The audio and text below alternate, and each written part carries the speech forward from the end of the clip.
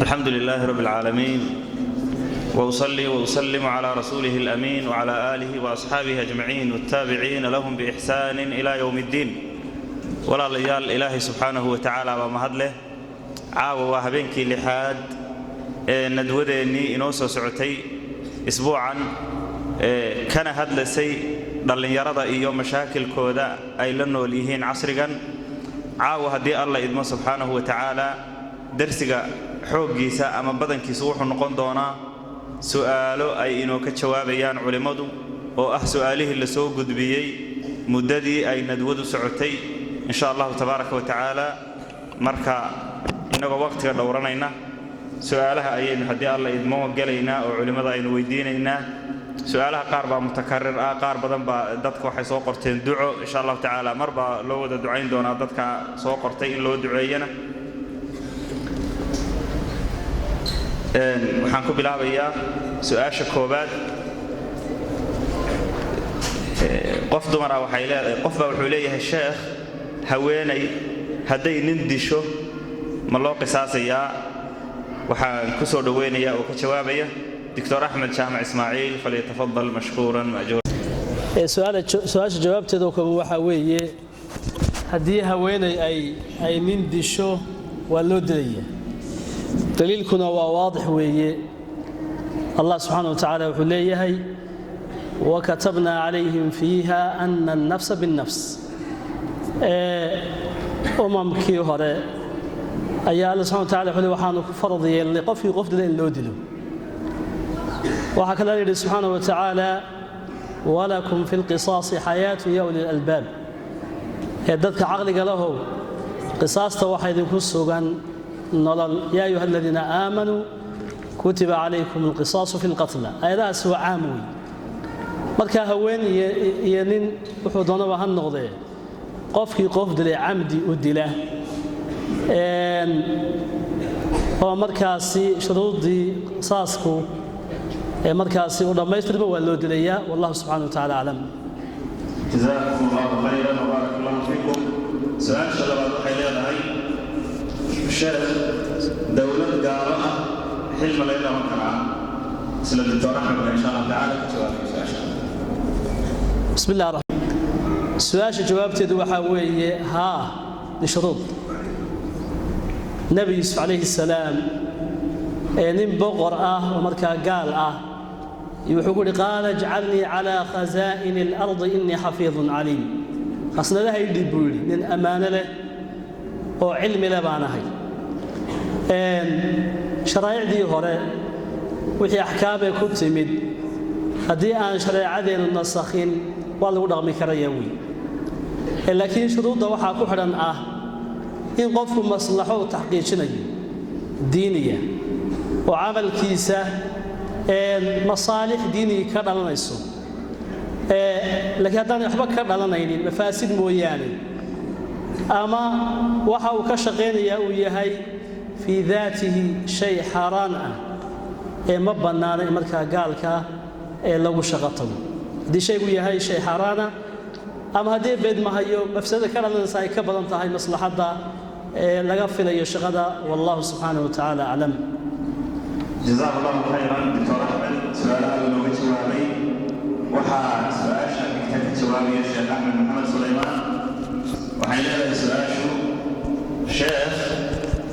هدي ليري قفك بسشا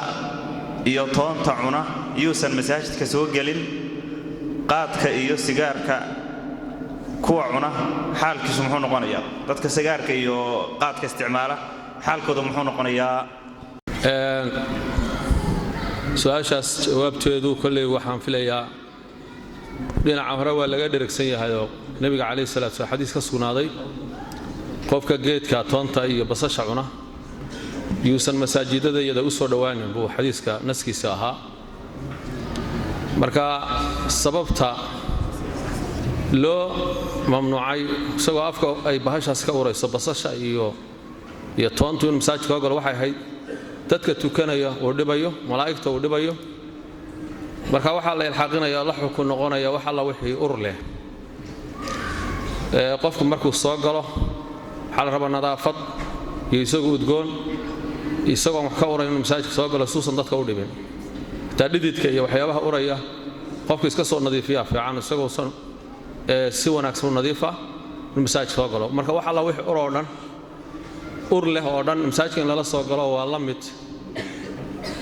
waxyaabahaas iyagu waxay ku sii dheeriyeen toonta iyo soonka asal ahaan waa xalaal toonta iyo basasha laakiin sigaarka iyo waxyaabaha noocaas oo la mid ah iyo tubaakada waa wax xaraam ah halka marka xagga xaraanimadana min baabil awla xagga urtana oo inay ka sii daran yihiin mooy kama liito sigaarka khaasatan kama liito wallahu a'lam jazakallahu khayran jawaabay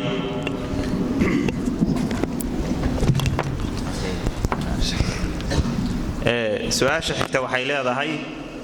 sheekh nin ayaa nin dilay anigoo arkaya mana awoodo inaan qabto sababtoo ah wuu hubaysan yahay haddaan faraha ka qaadana wuu baxsanayaa marka haddaan toogto diyo iyo qisaas ma laygu yeelanaya waan arkayaa awood aan ku qabto malihi wuu hubaysan yahay ma toogan karaa jawaabteedu waa maya waad qaban kartaa intii kuu suuragal ah laakiin toogashadu waxay keensanaysaa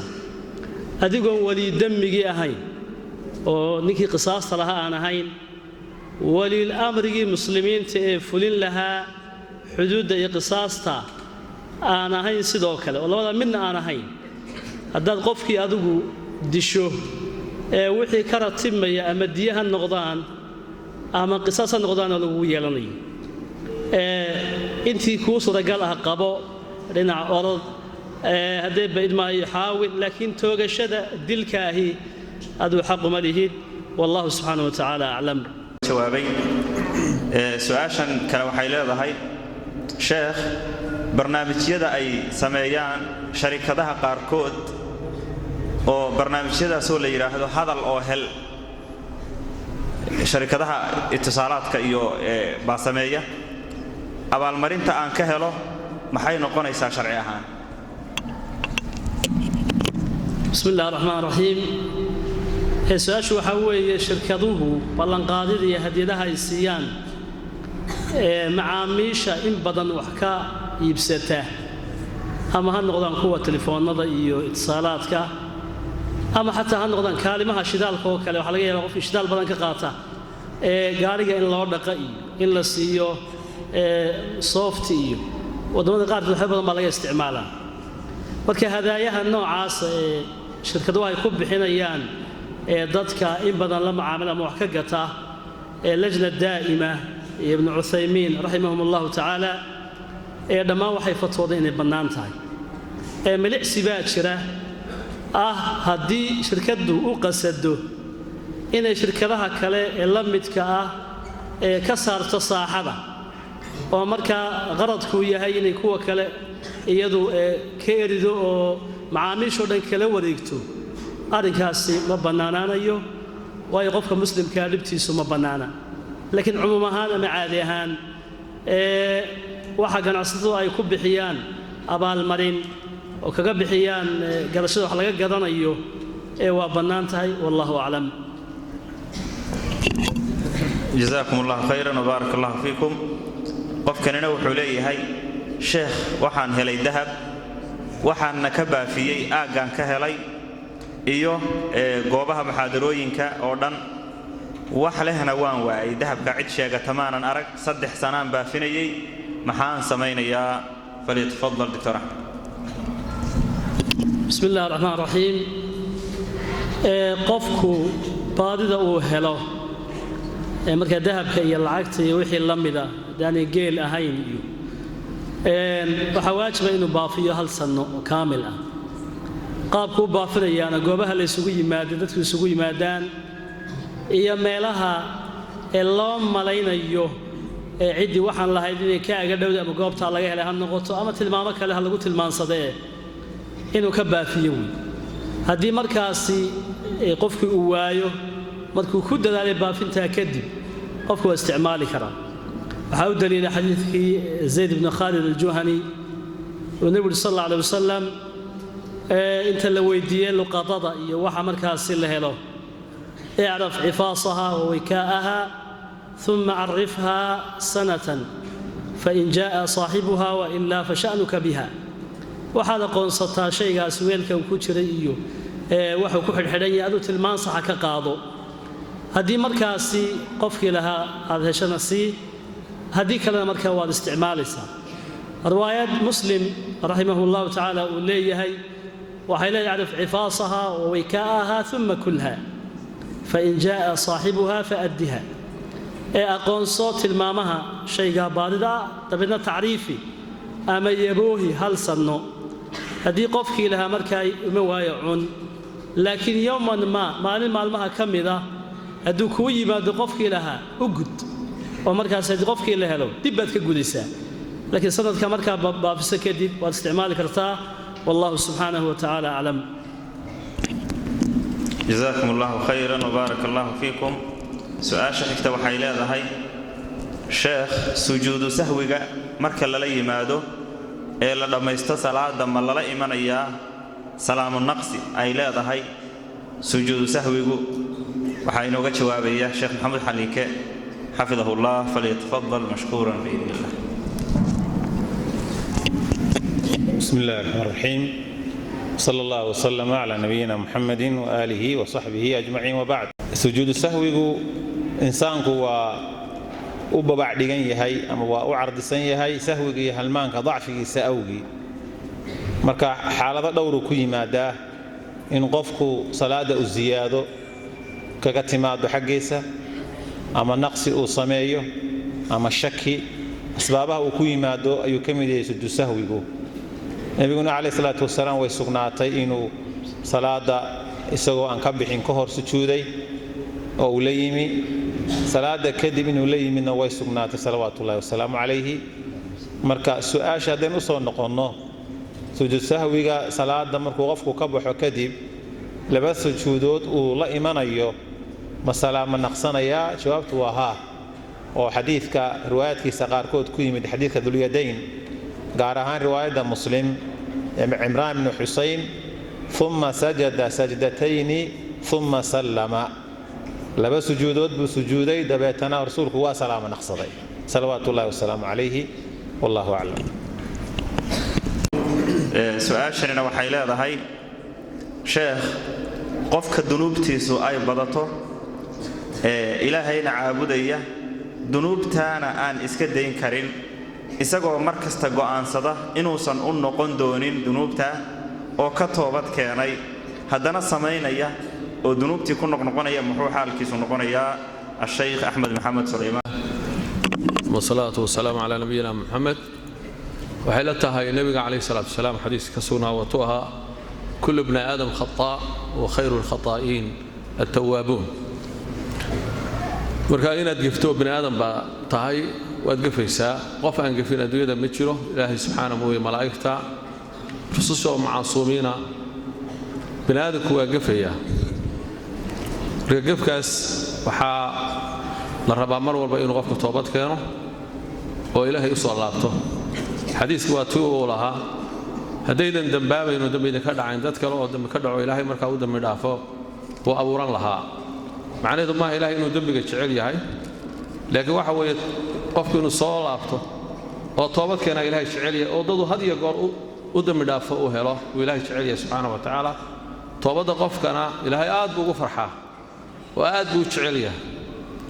مركا سادر هذا قفك هذو شروط توبة كالصباح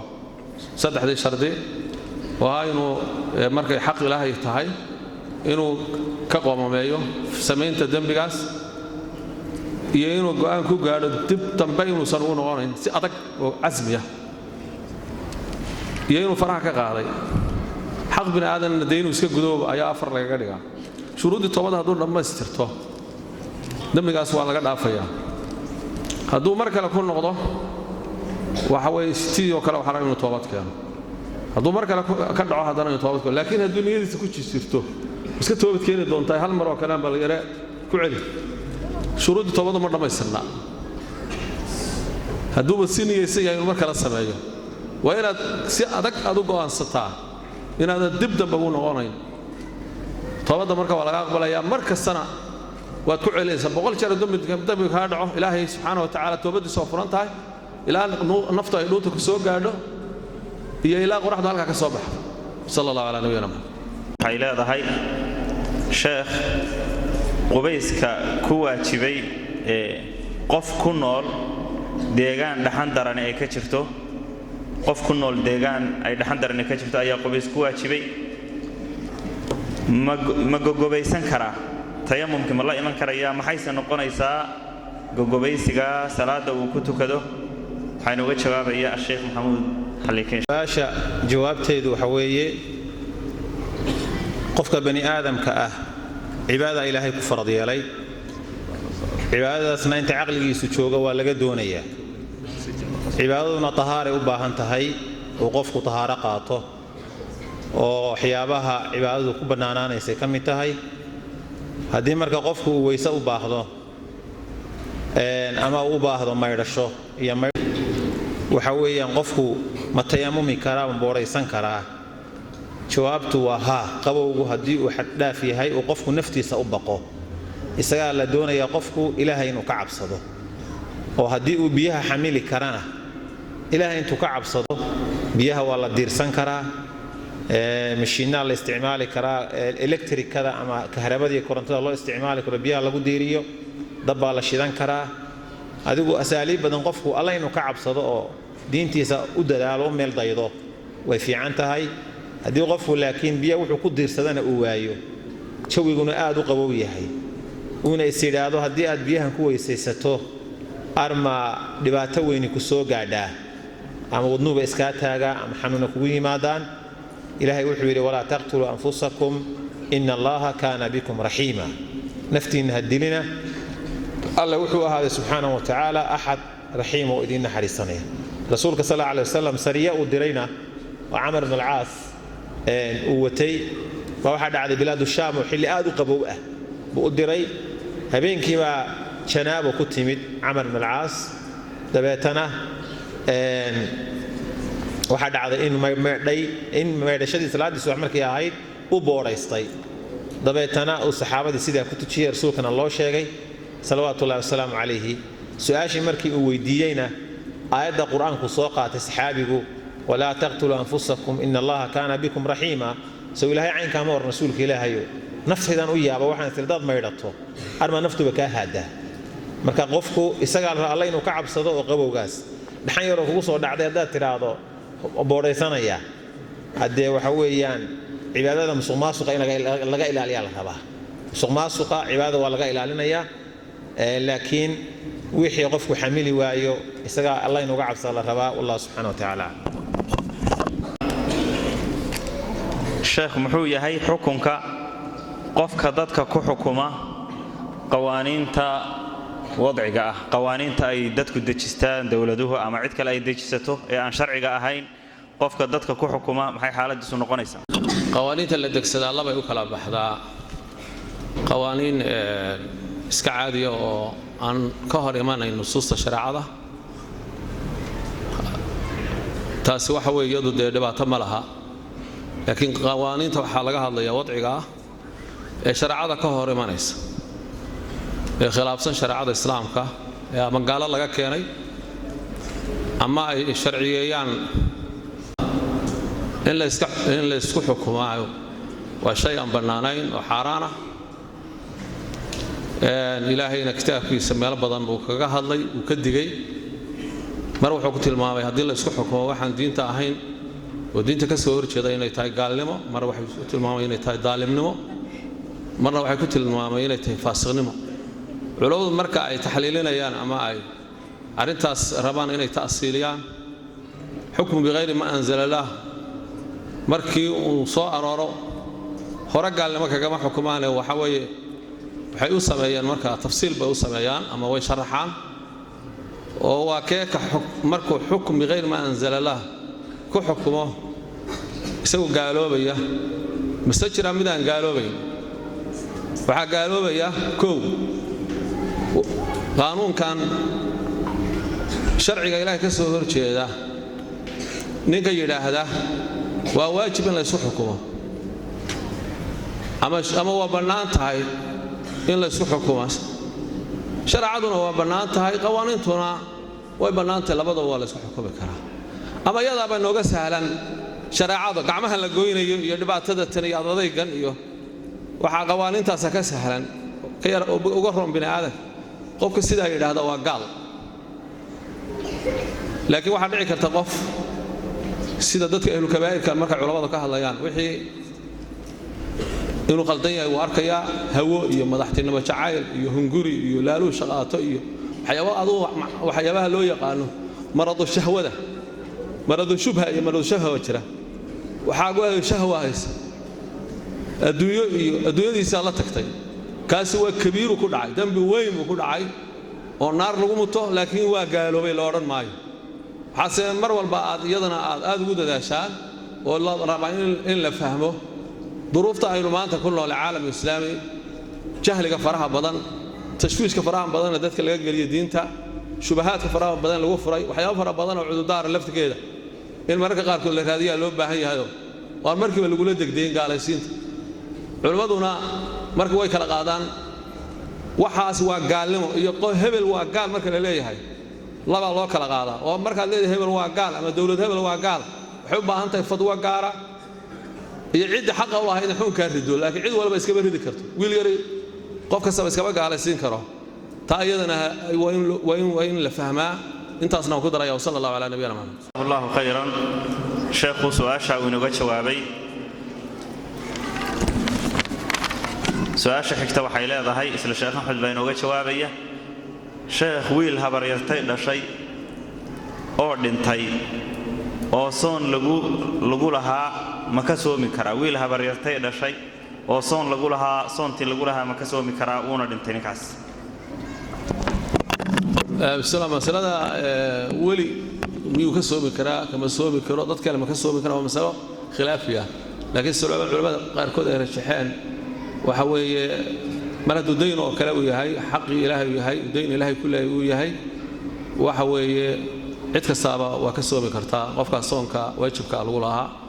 wallahu a'lam jazaahullahu khayran sheekhu su'aasha uu inooga jawaabay su'aashanina waxay leedahay ninba wuxuu leeyahay nin ayaa wuxuu ii hayaa wada dhalanay xoolo miyiga jooga oo geel ah xoolaha sekada kama bixiyo anigu laakiin waxaan u sheegaa oo amraa inuu sekada ka bixiyo laakiin ninkaas sekada kama bixiyo xoolahaygii uu hayay uu noo hayay maxay xaaladii noqonaysaa buu leeyahay ninkani Dr. Ahmed Jaamac Falitfad zakadu waa shay waajib oo kamid ah arkaanta diinta qofkii xoolihiisu nisaab gaaraan xawlkuna ka soo wareego shuruudii markaa zakada laga helo waxa ku waajib zakada uu bixiyo hadduu bixin waayana ciqaab buu leeyahay Allah subhanahu wa ta'ala wuxuu leeyahay والذين يكنزون الذهب والفضة ولا ينفقونها في سبيل الله فبشرهم بعذاب أليم كوا كيدسان ذهبك في الضضاء ومركان زكاة كبحنين عذاب كل له بشاري سلاس اللي هذا يحوله أري جيل يلويه قيامها أنت قفك اللي جوجل ميل بنان إن حوله كنت من أيام بالنبي صلى الله عليه وسلم marka qofka hantida leh baa la doonayaa inuu sakada ka bixiyo hantidiisa walaalkii waa wakiil wakiilku marka hadduu fulin waayo waajibkii xaqlaha laga doonayaa isagu inuu markaasi waajibkii Allah saaray iska gudo oo markaasi fuliyo amarkii Allah subhanahu wa ta'ala marka ninka waxaan oran lahaa ama xoolahaaga zakada ka fuliyo marka ka bixiyo adigu inta miyiga tagto hawshii tawalli oo markaasi fuli zakadi waajibka ahay ama xoolahaaga la wareego gacanta ku qabso laakiin ninka xilkii kaga dhici maayo walaalkii baa diiday iyo xagee ka baxday iyo xilkii kaga dhici maayo ilaahay inuu ka yaab subhanahu wa ta'ala baan faraynaa xoolihii zakada ka bixiyo wallahu subhanahu wa ta'ala a'lam su'aashana waxay leedahay sheekh qofka gaalada ku yiraahda soo dhawaada walaalahay dalkiinii iyo dadkiinii baad timaadeen miyuusan ku gaaloobeen qofka gaalada ku yiraahda soo dhawaada walaalaha yaa tihiin dalkiinii iyo dadkiinii ku soo dhawaada miyuusan ku gaaloobeen waxa ka jawaabay insha Allah ta'ala Dr. Ahmed walaalaha yaa tihiin ku soo dhawaada dalkiinii iyo dadkiinii qofkaasi dambi weyn buu ku dhacay إلهي سبحانه وتعالى وحين فريا يا أيها الذين آمنوا لا تتخذوا اليهود والنصارى أولياء مؤمنين تيها كردقاننا يهود إيو كريستان كحكتها كردقاننا يا أيها الذين آمنوا لا تتخذوا عدوي وعدوكم أولياء تلقون إليهم بالمودة dadkii muuminiinta ahaa oo ka dhiganina cadowgayga iyo cadowgiina xigto markaasi aad jeceshihiin marka kelmadahaasi hadda la tilmaamay waxay soo gelayaan walaayadii guud ahaan oo xigtanimadu ama walaayadu waa shay waasica qaarkoodna waxay noqonayaan gaalnimo qaarna waxay noqonayaan dambi kabiira ah haddii markaa walaalnimada ninkaasi ku dhawaaqay uga jeedo inay diinta walaala ku yihiin markaas oo ku gaaloobaya haddiise ay tahay fagaaro wanaajis iyo soo dhowayn iyo wax la halmaala iyana ma bannaana waa dembi kabiira ah oo ilaahay waataa uu naga nahiyo subxaanahu wa tacaala in gaalada xigta laga dhigto marka su-aashu waxaa weeye hadduu qofku uga jeedo walaalnimadaasi uu sheegay tii diinta iyo caqiidada waa ku gaaloobaya haddiise uga jeedo iska fagaaro wanaajis iyo maamuus iyo bahalkii gaala maamuusna ma mudna xigtana maaha wuu ku dambaabaya dembi kabiira oo weyn wallahu subxaanahu wa tacaala aclam su-aasha xigtaa waxay leedahay sheekh gabar doonaysa inay guursato sideebay nin diin leh ku xulan kartaa gabar guurdoonay sideebay ku xulan kartaa nin diin leh sheekh maxamed xaliike falyatafadal آله وصحبه أجمعين ومغلسان dhalinyaro ay gabdhaha warkoodii waxay la tahay hawli way idin la jirtaa waxna waa aragtaan waxna waa maqashaan xilna waa idin saaran yahay marka fadhiga laga kaco dhalinyaradu ha guursato gabdhaha oo guurku ha bato oo tarantu ha badato oo waxa weeyaan khayr badan baa hawshaasi ku jira ninkii laba guursan kara ninkii mid guursan kara ninba taagtii ha talaabsado qofka waxaan leenahay gabdhaha iyo wiilasheennaba ilaahay ooriyo iyo aswaaj wanaagsan ilaahay ha ku arsaaqo subxaanahu wa tacaala gabadhu ninka ay doonayso inay guursato maxay ku xulan kartaa waa inuu laba calaamadood leeyahay nin kasta oo dee kuu soo hulaabta ama kuu soo cumaamata lama horboodi karo laba sifo unbaa sharcigu sheegay idaa jaa'akum man tardawna diinahu wa khuluqah fazawijuuh hadduu idiin yimaado qof aad ku raalli noqotaan diintiisa iyo akhlaaqdiisa u guuriya haddaydinaan sidaa yeelin fitno iyo fasaad ballaadhan ayaa dhacaya buu nebigu yidhi calayhi salaatu wasalaam dayac badan iyo ceeb badan iyo xumo badan baa bulshada ka muuqan doona waa nebigu tilmaamaya salawaatullahi wasalaamu calayh sida iminka baa jirta marka gabadhii waxaanu leenahay haddii uu guur kuu soo bandhigo ama uu ku soo ardaadhigo qof akhlaaqdiisa iyo diintiisa lagu kalsoon yahay guurso qof laakiin labadaasi kala dhantaalan yihiin hadduu kuu soo bandhigo guur ha guursana iska dah nabiga salawaatullahi wasalaamu calayhi baa sheegay oo akhlaaqdiina iyo diintii waa laba qodobo muhiim ah qofkani diin hadday tahayna cibaadada iyo adduunkii aakhira waa isu kaashanaysaa akhlaaqdiina si wacan baad u wada noolaanaysaan si wacan oo akhlaaq wanaagsan baad u wada noolaanaysaan adduunka ilaahay baa bixiya oo nin waliba calafkiisa iyo wixii ilaahay siiyey buu wataa risiqiisii waa wataa qof kasta laakiin asal waxaa diinta iyo akhlaaqda marka qofka aad nolosha la wadaagayso mustaqbalku guurku waa mustaqbalkii noloshaadana wax ciyaar geli kara ma aha istikhaara sharcigu u dejiyey haddii hawshaasi kuu timaado istikhaarayso qalbigaaga ilaahay bari hawshaa sidaa yeel insha allahu gabdhaheenna iyo wiilasheennana ilaahay ha ku arsaaqo wiilal iyo gabdho wanaagsan oo khayr qaba wallahu aclam. su-aashan xigta waxay leedahay sheekh shareecadu maxay ka qabtaa in dumarka la shukaansado iyadoo arrin guur laga wada hadlayo? sheekh maxamed xaliin keef falyatafadal. الرحمن الرحيم اللهم صل على محمد. dadku haddaanay guur isweydiin annagoo ma dhalanleen soo ma guur waa la isweydiinayaayo nin walba iyo gabadh walba guur waa la isweydiinayaa laakiin midkan hadda reer magaalada dhalinyaradu aan isla fahmayno qaarkood lama ogola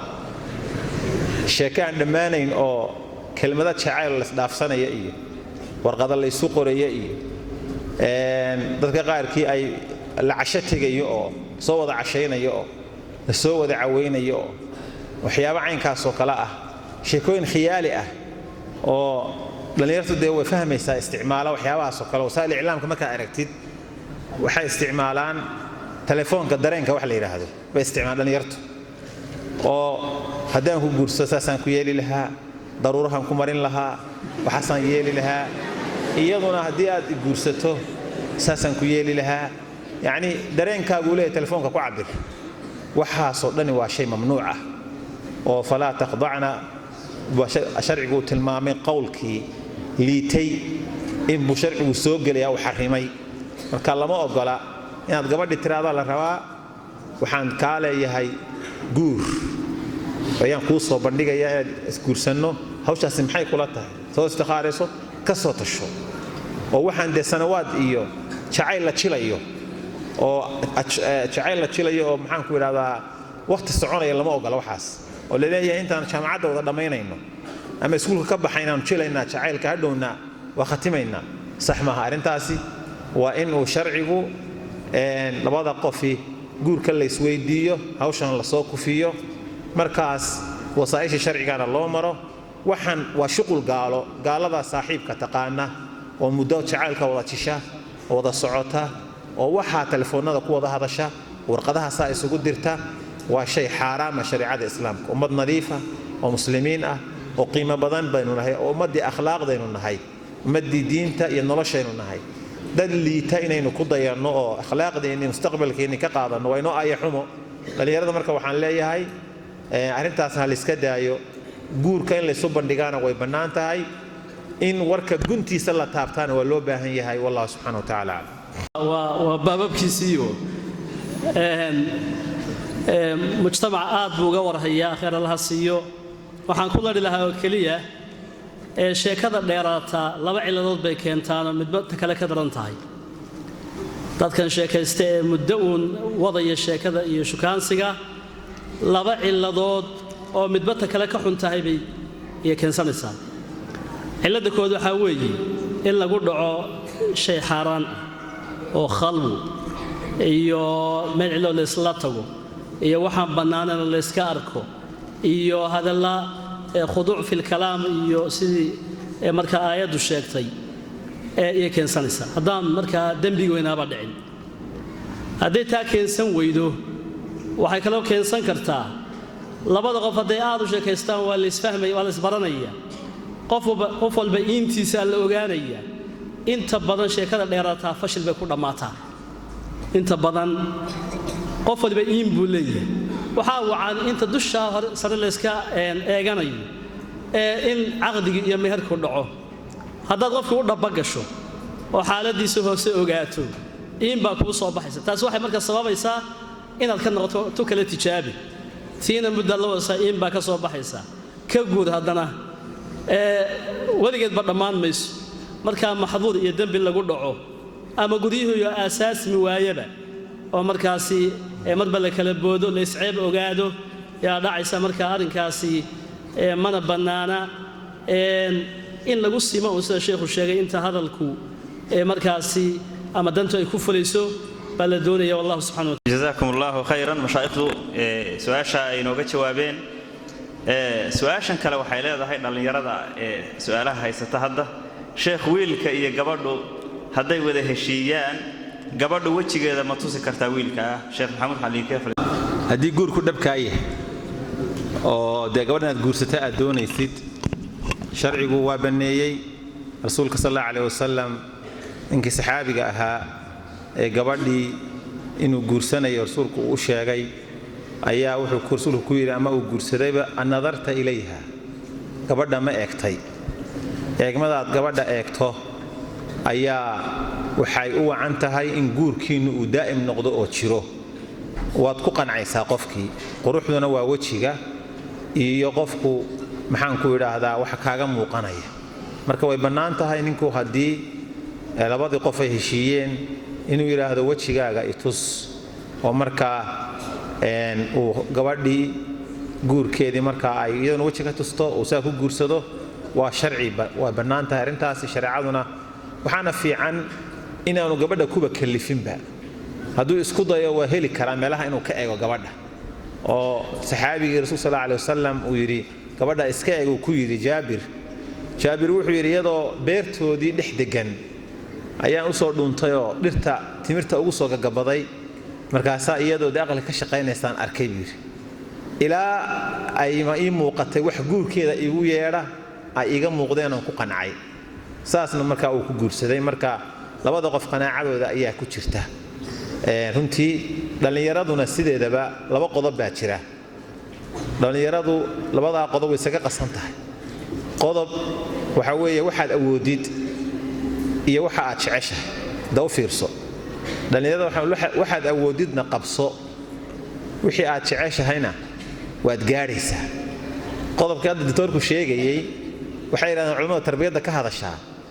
marka guurka laga hadlayo iyo zawaajka waxaa fiican ninku xitaa xaaskiisa uu qabo ee u degan iyo midda uu guurka xitaa ka doonayo waxaa fiican bay leeyihiin ninku inaanu uga sheekayn wixii jabkiisa ah haddaad uga sheekayso meel aad ku jabto lagaaga adkaadi bay leeyihiin bahal tacbaan waxba tarin bay ku arkaysaa meel walba lagaga adkaanayo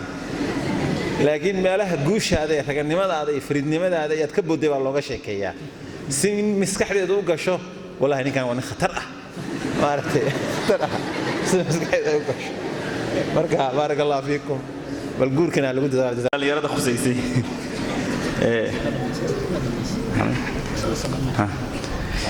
su'aashan waxay leedahay sheekh dumarka ma salaami karaa iyadoo aanan danka ma la salaami karaa dumarka iyadoo aan dan kale laga lahayn Dr. Ahmed Khalid fadlan salaanta hadii looga jeedo musaafaxada iyo haddii beed maahay gacan qaadka ma banaana nabi sallallahu alayhi wasallam inni la usaafihu an-nisaa anigu ma gacan qaado haweenka marka nin iyo haween kala ajnabin istaabtaan ma banaana hadii looga jeedo assalaamu alaykum iyo ma nabadba iyo wixii la halmaala hadii marka aan dareen kale iyo dib kale jirin insha Allah taala waa banaan tahay wada culimada qaarkood ay kala saaraan hablaha iyo dadka waaweyn oo dhan hablaha lagu bilaabo salaanta ma culimada qaar say yiraahdaan ma banaana ay yiraahdaan hadana cala al-umum hadii markaasi aanay dib kale jirin assalaamu alaykum iyo wixii la mid ah waa la soo karaa wallahu subhanahu wa ta'ala a'lam Allahu khayran su'aashan waxay leedahay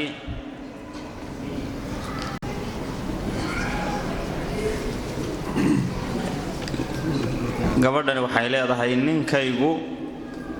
waxa uu ka shaqeeyaa qaadka waxaana ku idhi iska daa wuu iska dayn waayay meel kalena nagama biilo arrinkaa ka waran sheekh reerkii uu qaadka ka biilaa gabadhina waa u sheegtay waa joojin waayay على أشرف المرسلين سيدنا محمد وعلى آله وصحبه وسلم أجمعين waxaan malaynayaa waa isla fahamsantihiin waa ka dhergsantihiin qaadku isaga xukunkiisa waa laga hadlay adilada marka la fiiriyo sharciga qaad waa shay xaaraan ah in la cuno iyo in laga ganacsado midna ma bannaana dhibaatooyinka diinta nafta maalka caqliga sharafta shanta waxyaabood ee la yidhi hal la ilaaliyo maadaama uu dhib u keeno waa la xaraameeyey kasabkiisa iyo xoolaha ka soo baxana waa xaaraan haweeneyda isagaa qaba haddii aysan waxay kaga maarato aysan jirin oo isagu biilo wax isku dabarto oo kalena aysan jirin iyada waa u bannaan tahay inay xoolahaas cunto laakiin isaga waa nin xaaraan kulliba bixinaya oo ilaahay agtiisa dambi mooye waxa weeyaan xasanaad looga qoray mar hadduu xaaraan uu markaa uu ka shaqaysto waxaan leenahay dadka bahalka lagu ibtileeyey ilaahay ha ka baqaan gabadhaana waxaan leenahay bal ninka wacdiga ku wada ka qoosan wadaadda uu yeedh mar badhan kaga imow inuu duceeyo ilaahay inuu hanuuniyo wallahu aclam su-aashani waxay leedahay sheekh dadka dibadaha jira qaarkood waxay ka shaqeeyaan dadka dibadaha jira qaar baa ka shaqeeya shaqooyin liita sida suuliyada dadka da'da ah iyo in la nadiifiyo dadka iyo wixii la mid ah arrinkaasi miyuusan diinta ka hor imanayn lacagtu soo shaqaystaase ma bannaan tahay sheekh maxamed xaliik ma bacd sideedaba qofka muslimka ah inuu kasbado oo shaqaysto way fiican tahay oo aanu qofku noqon labada gacmood ta hoosaysa ee dawarsata ee uu noqdo ta sarraysa ee wax bixisa ee wax kasbata ayaa wanaagsan shaqooyinkuna way kala duwan yihiin mihanka laga shaqeeyo shaqo wanaagsan oo qiimo badan iyo shaqo liidata bay isugu jirtaa qofku marka inuu musqul ka shaqeeyo meedhisteedu waa shaqo wax dhibaato ama laha waa shaqo uu ka shaqaynayo innagaba halka hadda waad aragteen booyadaha suuliyada ka qaada Soomaha godadkooda waa la qodaa suuliyada Soomaha markay buuxsadaanna waa la qaadaa waa shaqo la shaqaysto oo mushaar lacag laga qaato wax dhibaato ama laha talabaad ee ah gaalada beeshinka ah oo dadka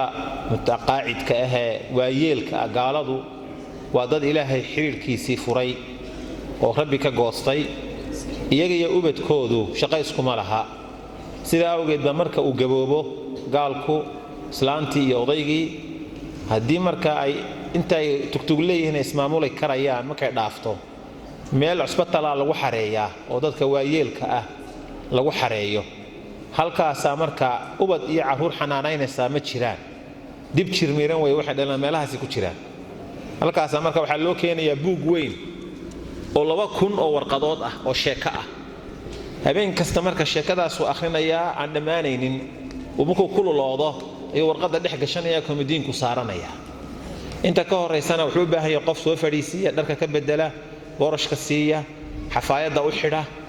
waxaas u baahan yahay marka dad baa marka waxa ka shaqeysta oo de cawradiisa ninkan uu istinjeenayo xafaayada u xidhayo waka qofku inaa cawradiisii aragtid waxa ka shaqeysid adoo qof muslim ah kuma banaana waa arrin aan wacnayn qofku cawradiisa inaad aragtid lama ogola ilaa sharcigu wuxuu ka soo reebay mooyaane sida awgeed marka waa shay xun qofkan wuxuu ka shaqeynayo hawshaas laakiin kasabka uu ka kasbanayo mushaharku qaadanayo lama oran karo waa xaaraan laakiin waxaan leenahay wax dhibaato kugu kalifaya gaal xafaayadii inaad kala furto ma jirto ilaahay cilmi awoodi xoog baa ku si shaqayso kolaad barafka xaadana shaqayso meesha barafka ku badan baa la yiri iska shaqayso laakiin waxa ku saabsaamin suuliyadaas ku dhaama iyo masaxadaha kale wallahu subhanahu wa ta'ala alam gabadh baa waxay leedahay sheekh waxaan ka cabanayaa odaygaygii oo aanan 2 sano gogol isugu imanin wuxuuna joogaa magaalada markii iigu dambeysay wuxuu igu yiri wax waliba waa iga xaaraan baanan gurigaaga u soo gelin dib dambe wax masaariif ah oo isiyaana ma jirto wuuna inna sabcaaya marka maxay shariicadu ka qabtaa sheekh maxamed xaliik وعلى آله وصحبه أجمعين وبعد dumarka waxyaabaha ilaahay noloshatan dadka muuminiinta ugu tala galay ama bini aadamku ku noolaado waa nolosha wadaaga ee guurka ah waashiruhunna bil ma'ruf ba ilaahay dumarka si wanaagsan oo macruufa kula noolaada oo kula dhaqma waxa rasuulku ka mathalay in ay yihiin maxaan ku dad agtiina asiiraad ku ah oo de aad ku xalaashateen meherka iyo xariga aad ku xidheen ay kula nool yihiin rasuulku sallallahu alayhi wasallam wuxuu xadiidkiisa ahaa waxaan dambi haleeshiinaya oo inuu dambaabay sheegaya qofka dayaca labada tamarta daran xaqooda oo dumarka iyo caruurta ah markuu rasuulku dhimanayayna salawaatullaahi wasalaamu calayhi waxyaabuu ka dardaarmay waxaa ka mid ahaa salaada ogaada dadka aad mas-uulka ka tihiin ee gacanta ku haysaan ogaada buu nebigu lahaa salawaatullaahi wasalaamu calayhi marka dembiyada waaweyn bay ka mid tahay in dumarka la dayaco bay ka mid tahay masaladani marka waa masalo u baahan maxkamad u baahan maaha mas'alo hadda miis korkii lagaga fatwoonayo masalo maxkamad u baahan weeye oo qofkii dumar ahayd dhibtan haysatay iyo cidda hawshan taalla in dee culimo soo hor fadhiisato kiiskoodii qaado wax la kala yidhaahdo gabadha laakiin ninku markuu guursado sideedaba xuquuq shan ah baa xidhmaysa oo mid walba ay u bannaan tahay inay fasakh dalban karto waxaa ka mid ah meherkii gabadha waxaa ka mid ah masruufkeedii waxaa ka mid ah mucaasharadii zawjiyada ahayd xikamka ugu weyn ee guurku waa gogosha marka xikamku waa meesha in taran iyo dad yimaado ayaa la doonayaa qofkani bani aadamka ninkani shahwi uu leeyahay qofka dumarna shahway leedahay sidaa awgeed marka xikmadda ugu weyni waa in laysku asturnaado oo aan xumaan iyo xaaraam lagu dhicin baa la doonaya marka gabadhu haddii ay weydo inaha xaqa ay ku leedahay inay ku samirtana xaq bay u leedahay inay ka doorato ka weydiisato maxaan ku idhahdaa talaaqeedina xaq bay u leedahay laakiin masalo lagaga fatwoon kara ma aha miis korkii masalo maxkamad u baahan iyo dhegaysi weeye ilaahay waxaan ka baryaynaa reeraha allah isu aslaaxiyo wallahu aclam su-aashani waxay leedahay sheekh qofka qaadka cuna ee haddana leh wuu bannaan yahay qof qaad cuno oo sheeganaya inuu bannaan yahay muxuu sharcigu ka qabaa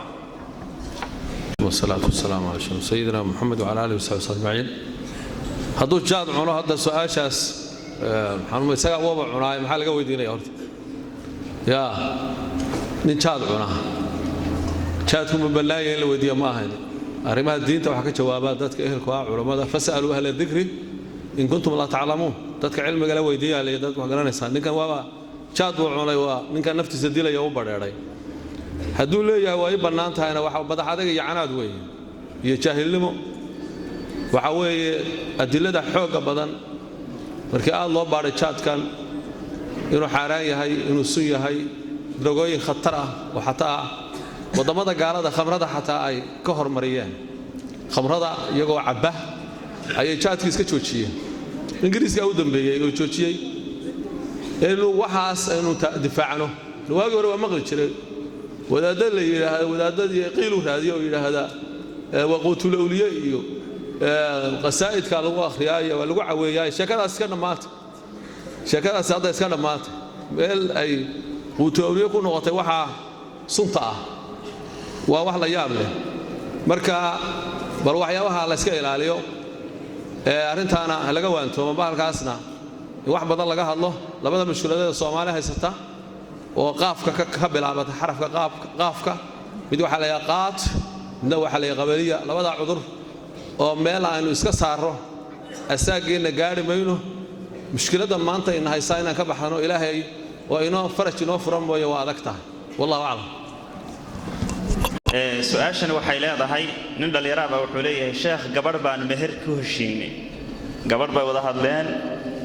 meher baan ku heshiinay lacag 3,000 ah baanu ku heshiinay mar aanu joognay goobtii meherku ka dhici lahaa oo golihii la fadhiyo bay soo wacday oo tiri haddaadan 5,000 ku dhawaaqin kuma jiro anna ma awoodo lacagta ay sheeganayso marka arrinkaasi muxuu noqonayaa Dr. Ahmed falitafadal الرحمن الرحيم الحمد لله رب العالمين وصلى الله على سيدنا محمد وعلى آله وصحبه أجمعين heshiiska u dhaxeeya labada qof ee guudka kala damacsan waxa uu aqidmaya ama guntamaya xilliga meherku taagan yahay wixii ka horeeya waa halaasi iyo xabaal bilaash iyo hadee beedmahayo warkii Sheekh Maxamed ka sheekeynayay ee macmacaanka ahaa ee beenta ahaa ee la isku akhriyay way idan gabadhaasi ka guurtay 3,000 ee meherka ay u qabsatay shanta ka dhigatay waa shardi ay leedahay xor u tahay xilligii markaa meherku dhacayay haddii ay shan ku adkaysatay waxa laga doonayaa ninkii ama inuu ku galo oo shantii gabadhii ku mehersado ama inuu faraha ka qaado laakiin ballankii iyo sheekadii macaanayn laga soo tegiyey marka isaga tala u taalla wallahu aclam su-aashan waxay leedahay sheekh soon ayaa la igu lahaa intuu ahaana garan maayo maxaan sameeyaa sheekh axmed inuu waa la tegayaa adduunka waa laga tegayaa waa dhimanaysaa inaad aad ula socoto cibaadooyinka markaad cibaadada la imanaysid inaad qoratid oo xisaabsatid ayaa la rabaa maalmaha soonka kaa tegay oo kale cudurdaar sharci ah haddii aad u lahayd inaad xisaabsato ood ku dadaasho hase yeeshe hadday dhacdo sida qofka saa'ilka uu sheegayo in tiradii ka gedmooto oo uu garan waayo intii lagu lahaa qalle ahaan waxaa fiican inuu iska soomo danniga qaalibkaas markuu aad alla yidhi tiradii qiyaas bil oo kale hadduu u malaynayo ilaa bil oo kale ha iska soomo masalan tiro uu isleeya ku soo dhodhowee qiyaas ahaan danniga raajixa markuus yidhaahda alla yidhi intii lagu lahaa way tahay intaad soontay markaa iska joojiyo mar hadduusan garanayn wallahu aclam su-aasha uu inooga jawaabay su-aasha gabadh baa igu tidhaahda dar ilaahay baan kuu jecelahay anna sidoo kale ayaan ku idhaahdaa gabadhana isma naqaan muxuu arrinkaasi noqonayaa sheekh maxamed xaliik su'aalahaasi ka helayaanoo maaragtay howlaha ku saabsan marka ilaahay ubadka iyo oryaha iyo haynoo hagaajiyay gabdhaha iyo wiilashaba allahumma salli calaa maxamed salafkii saalixa ahaa sharciga islaamka horta way bannaan tahay guud ahaan in qofka uu alla dartii iyo diinu jecelaya yidhaahdo ilaahay dartii baan kuu jeclahay rasuulkuna sal alla alay wasalam way dhacday mararka qaarkood isaga oo nin ag fadhiyo inuu yidhi ninkaasaan jeclahay ma u sheegtay may ogeysii dabeetana uu maaragtay uu u tegay oo ogeysiiyey inuu jecel yahay marka qofku inuu yidhaa alla dartii baan kuu jeclahay adna aad tiraa allaha aad dartii ii jeclaatay ha ku jeclaado way bannaan tahay waa masalad si guud u bannaan laakiin hadalka waxaa ka muuqanaysa dadka social mediaha ku xidhiidha inay yihiin wuxuu leeyahay qof aan garanayninba baa'ile waa ku jecla alla dartii waa laysma arage war baa laysdhaafsaday way micnuhu oo qoraal way micnuhu soo maaha marka salafkii saalixa ahaa saxaabiyaad iyo dumar badan baa jiray haddana maynan arag gabadh odhanaysa saxaabi hebel ama sheekh hebel oo alla dartii waan kuu jeclahay soo maaha xishood ahaan bay wax badan u celin jireen marka way fiican tahay qofkan waxaa laga yaabaa in la kala dhowrsadaa fiican oo qofku dumarka ajaanibka ka ah intuu ka dhowrsan kara uu ka dhowrsado ayaa wanaagsan gabadhuna saasoo kale aad laysu ilaaliyo waqti adag oo fitana ayaa lagu jiraa aanna laysku soo celcelin warkaasoo kale soomaalidu waxay tidhaha doob dareen baa dilay doobku sidiisaba dareen baa isaga taagan in lawana waxba gacanta ku haynin haddaysan qari baxdo isagay ku socotaa buu moodayaa rasuulku salawaatullahi wasalaamu calayhi waa meesha uu tilmaamay qofku haddii uu guursado faqad istakmala nisfa diinihi diintiisii kala badh buu dhammaystirtay allah uga cabsado inta u hadhay buu nebigu yidhi salawatullahi wasalaamu calayh marka howlahaasi way dhammaanayaan dhallinyaroy guursada wallahu aclam su-aasha xigta waxay leedahay in dumarku ay guurka ku xidhaan hurdo qaali ah iyo dahab sharcigu muxuu ka qabaa sheekh maxamed xaliik guurka waxyaabaha reer magaalnimadii hadda aad inoo soo galay hawshaasi ka mid tahay qofku guurkiisa waxa uu ku xidhayo waynu sheegnay waa qofkan inuu akhlaaq wanaagsanna leeyahay diinna uu leeyahay micno badan male guurka lagu xidho gambis weyn iyo guri weyn oo gambis oo gaari ka soo boodaya ganjeelkiisa lagu xidho micno badan ma keenayso dadkii waxaa wax ku bineeyey waxaan fiicnayn baa wax badan uga soo gudboonaaday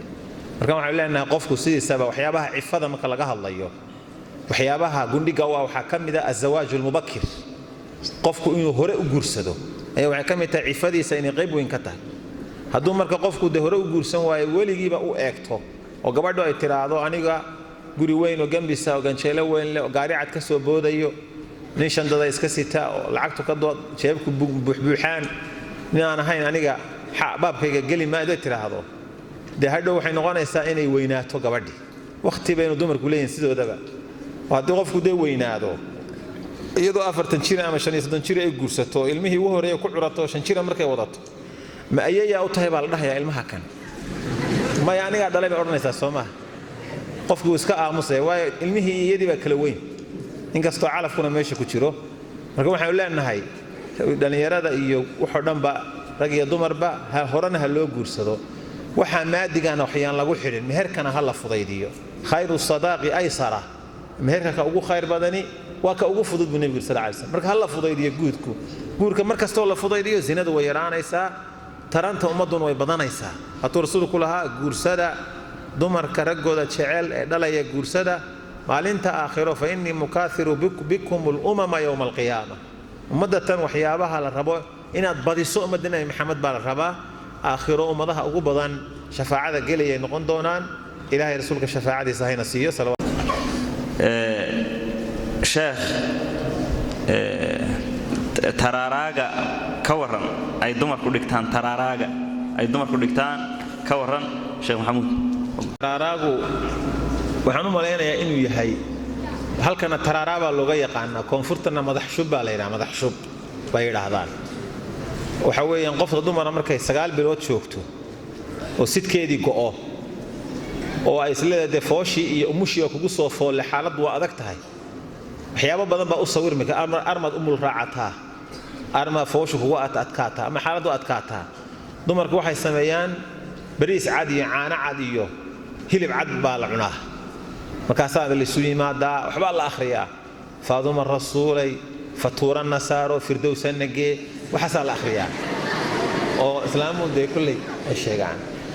oo tararaaga waxaasay akhriyaan kulli eraya caynkaasay ka mid yihiin xawaan ka xafisanaan jiray hadda waa kale ilaaway waxa sharci maaha marka waxa soo dhan wax sharci ah ma aha shariicadu kuma banaana di ubad alla ku siiyay oo ilmo aad yeelatay oo uurkaaga uu ku jiro ilmuhu waa cimrigaaga iyo dheeraaday bay yiraahdaan culimadu ama waa kasabkaaga iyo alla kugu anfacay marka waxaas ma jiraan ilaahay baad baryaysaa subhanahu wa ta'ala sadaqa waad baxsan kartaa ilaahay inuu ku fudeediyo ilaahay baad baryaysaa laakiin inta la isu yimaado neef cad la qalo bariis cad la kariyo caano cad lagu daro hilib karis dusha laga rido waxa la akhriyo sharci maaha والله سبحانه وتعالى وبين سؤال فربضان بعد ميشان قبان او قار وقت لو هلي مايو قار waa soo noqnoqdeen kuwan ka jawaabanay weeyaan waqtiga salaaduna waa taagan yahay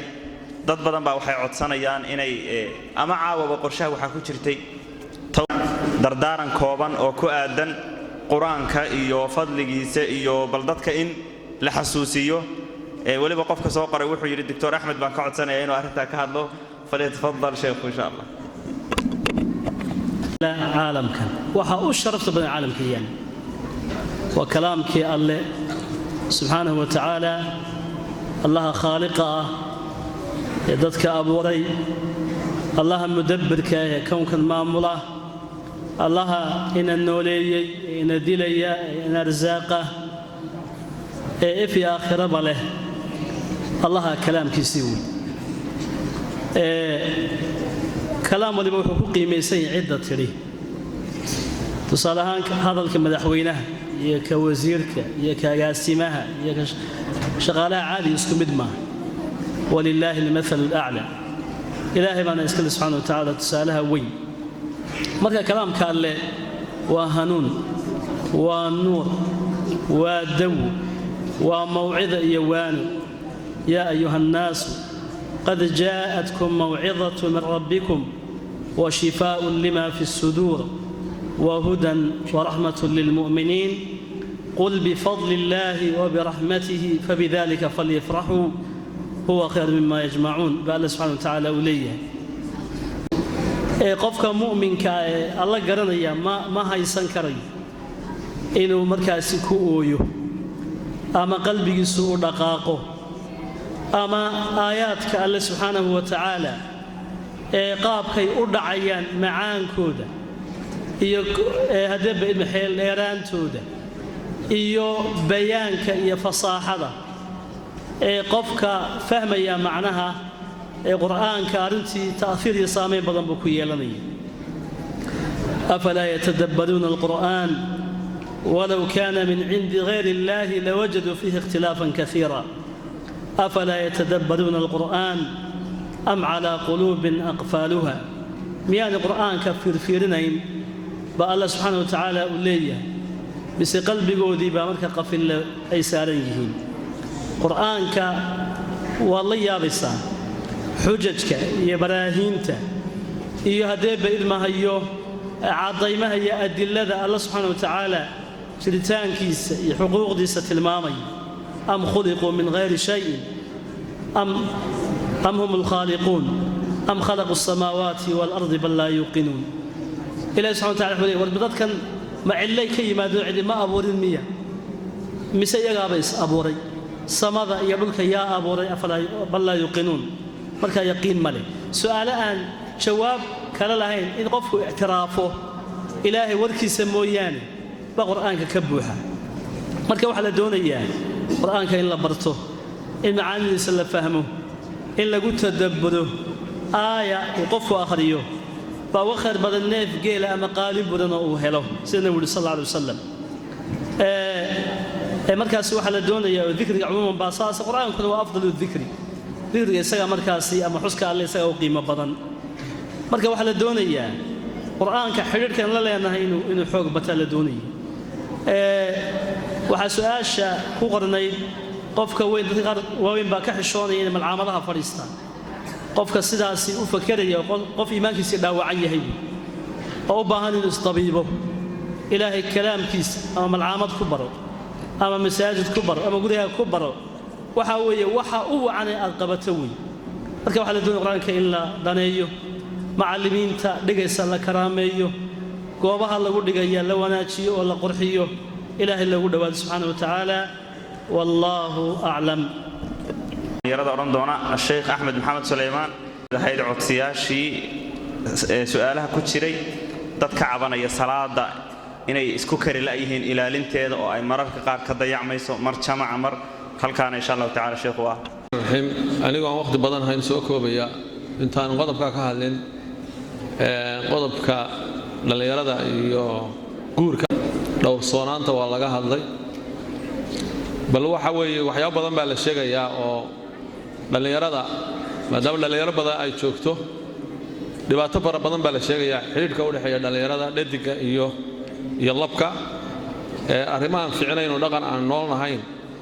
dhulkeena sida sinadii oo baratay iyo dadka garacyada ah oo aad u soo batay taasina waxa weeye waa wiil shaydaan qaaday iyo gabadh shaydaan qaadatay oo isku meelaha cidlada ah khalwada iyo waxyaabihi aan banaanayn intay sameeyeen shaydaan baa saddex ku ah marka ay shaydaanku isku riixay qoomamo iyo shallayto iyo xagaan taga iyo xagaan ku dhuntaa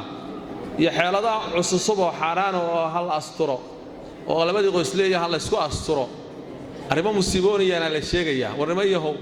war wiilow ilaahay ka baq gabadha ilaahay ka baq nin aanan ku furi dooniyo ku rarin nin hala ku wada yu afka ku soo dhaweey ilaahay ka baqo si ilaaliya oo hooyooyinka iyo waxaan u dardaarmayaa gabdhahooda ha ilaaliya war wiilashow ilaahay ka baqay ninkii waxa lagu ibtileeyo ilaahay ka baq subhanahu wa ta'ala oo dhibaato adduun iyo aakhiraba ay soo jeedin fadaaxad iyo dambi faaxisha iyo qoomamo ceeb if iyo aakhira ay soo jeedin ilaahay ka baq taa waa dardaaran aan arinta uga faa'iideysanayo midda ku saabsan salaada ilaalinteeda xifdinta salaada waa jirta dayac fara badan baa jira anagu waagi hore dhalinyaradu khaasatan dadka diinta ku xidhan aad bay cibaadada ugu dadaali jireen salaatu leyl baa la tukan jiray ama barkii baa la soo kici jiray salaada waa lagu khushuuci jiray waqtiga salaada Allahu akbar tan wala wuxuu isku day jiray inuu san Allahu akbar ta imaamku ka hormarin jiita badan baa hadda aynu dareemeynaa dhalinyarada guud ahaan waa xagga cibaadaadka xagga salaadaha jamaacada salaada subax baa ugu sii leedatay waxa la sheegay dhalinyaro fara badan oo salaadu ka cadaato qaar 8 kacaya qaar 7 kacaya qaar salaadii oo laga baxay ay imanayaan qaar salaadii oo lagu jiro qaar sarqaad bay ka soo gaarayaan sunnadii qabliyada ahayd ee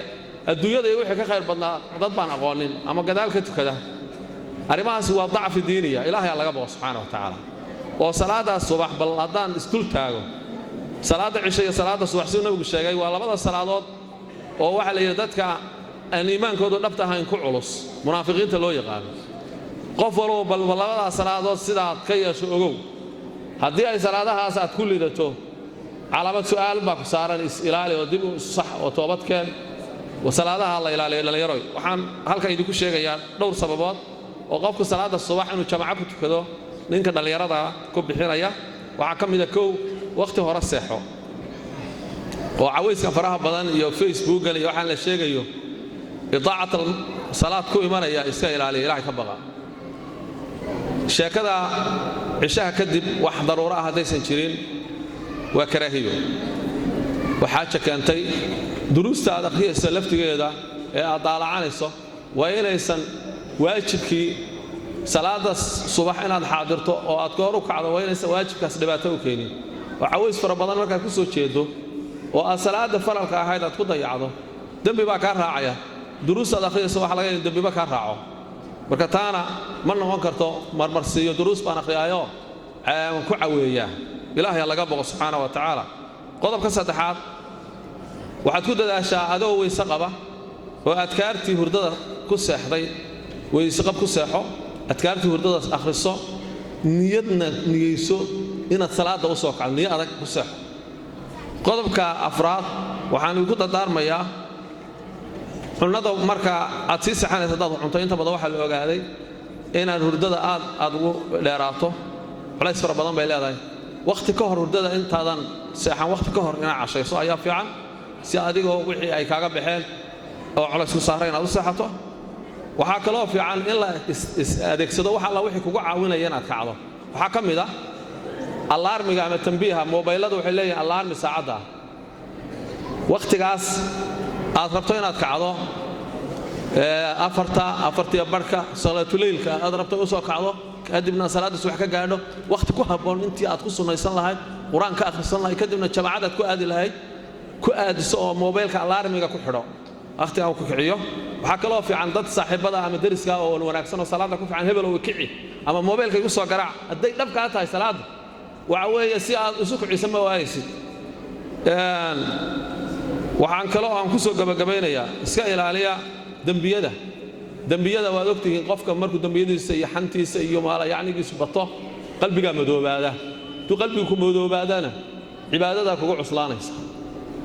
waxyaabaha cibaadada inay qofka ku cuslaysa keena waxa ka mid ah macaasida cilmigu waxa weeye marka uu tilmaamay arrintaas ilaahay waxa loo weydiisanayaa dhalinyarada ilaahay inuu inoo hagaajiyo oo inoo barakeeyo xaadaradii iyo kulankii iyo nadawadii halka ka dhacdayna ciddii soo qabanqaabisay iyo ciddii soo jeedisay iyo ciddii ka hadashay intaba ilaahay khayr ha siiyo qofkii danaynaya musalsalaadku waxaad ka fahmaysaa silsilad xiriirsan inay tahay markii ugu horreysay intaan ka warhayo filimaan mexican ah mexico filimaan ah oo la tarjumay oo luqada carabiga lagu tarjumay ayaa Soomaali lagu sii tarjumay 365 xalqadood buu ahaa markii xigtayna mid Turkiya ayaa isaguna ku xigay oo la waday kuwa masaari ah baa ku xigay kanaalada Soomaalida ayaa inaga inoo soo gudbin jiray qaarkood haddana dhowr kanaal baa soo gudbiya duhurka uu soo galaa dabadiisa habeenkii 9 ku soo galaa sida salaada loogu xisaabtamaa dadku qaarkii ugu xisaabtamaa waqtigeeda oo waa lagu xisaabtamayaa reer badan baa ku dumay dad badan baa ku fasahaaday arintaasi waa xaraan ma banaana waa wax silsilado isku xidhan oo cishqi iyo caashiq iyo been ah dad aan isu xalaal ahayn oo shayaadiin ah ba waxaan mathalaya Soomaali baa lagu tarjumay waxaasi waa xaraan dumarka iyo caruurta baa la leeyahay hadda maqaaxiyaha qaarkood markaad aragto dad waaweyn baa fadhiya oo caaw dhan dhaxantaasaa u jaraynaya oo aan ka kacayn bahalka daawanaya qabow baadana soo dhacay moogta waxa la daawanaya la fadhiya oo cishii soo tukay rag waaweyn habeeneed ma anagu caraaba sii socno waxaan aragnay meel sida loo tunsan yahay nin nala socdaa wuxuu yiri waxa loo daawanaya ama waa musalsalaad ama waa war siyaasadeed sida markaanu gaadhaan saaranaysaa u eegnay mise waa runtii musalsalkii baa ka baxayaba tuulooyinka qaarkood markaad aragtid waxaa loo soo qaadanayaa meelaha uu ka baxayo waa la buuxinayaa arrintaasi waa xaaraan qofkii ka hari waaya tasalsulka xiriirsan naar bay kugu xiriirinaysaa arrintaasi naftuna waxa xun way jeceshahay meheradaha qaarkood waxaa laga yaabaa dadku inay yidhaahdaan haddaanan daarin bahalka kan musalsalka iyo waxaa dadku de laga shaahi maayo la cashayn maayo waa lagu shaahaa waa lagu casheeyaa warkaa lagu sugaa waa lagu madadaashaa mujtamaca in la raaligeliyaa loo baahan yahay waxaa rasuulku yidhi salawatullahi wasalaamu calayhi ittaqu llaha wa ajmiluu fi talab alla ka cabsada oo risiqa markaa raadinaysaan waddadaa u doonaysaan risiqa hagaajiya ina ruuxa alqudusi nafatha fii ruuci aw rawci waxa uu nabiyku jibriil naftayda ku afuufay oo qalbigayga u sheegay anna nafsan lan tamuuta xataa tastawfiya risqaha oo kamaa qaala sal alla alay wasalam nafina inaanay dhimanaynin ilaa risiqeeda ay dhammaystirato kimisteeda ay cunto alla ka cabsada oo haddii waxla'aani timaado busaaradii timaado xoogaa jeebka maalmo wax soo dhici waayaan yaanay idinku kellifin inaad xaaraan wax ku raadisaan waxaanu leenahay dadka meheradaha haystana meherahooda ha u warhayaan oo waxaan haddayba meesha soo dhigeen wax wanaagsan oo fiican in laga daawado oo khayr ka soo baxayo ha ku dadaaleen musalsalaadka caruuraha iyo dumaradana guryaha waxaan loo dhigayo ha laga daayo musalsalaadkii waxaan laga daawanayo kanaaladaas laga daawanayo waa in laga mamnuuca aslanba waa shay xaaraana culimmada islaamku waa fatwoodeen fataawa lajna daa'ima dadka caalamka caasriga ah ee culimmadee jooga kulli way isku waafaqeen waxaas inuu xaaraan yahay sharciga islaamka asbaabo badanna xaaraan buu ku noqonaya marka waxaanu leenahay arrintaas allaha looga cabsado intaa wixii ka badanna muxaadaradana u sajalnay baa taalla baa loo raacan doonaa dumarku alla ka cabsada carruurtiinna aad dhasheen oo ubadka ah waa cimrigaagii oo dheeraaday carruurtu ama kasabkaagii oo alla kugu anfacay ha iska baadiyeenna carruurta ha baabi'inina idinkana ha iskharribina ilaahay ka cabsada ragga waaweyn oo alla ka cabsada kuwa meheradaha haysto alla ka cabsada wax cunay aad daaraysaan iska daaya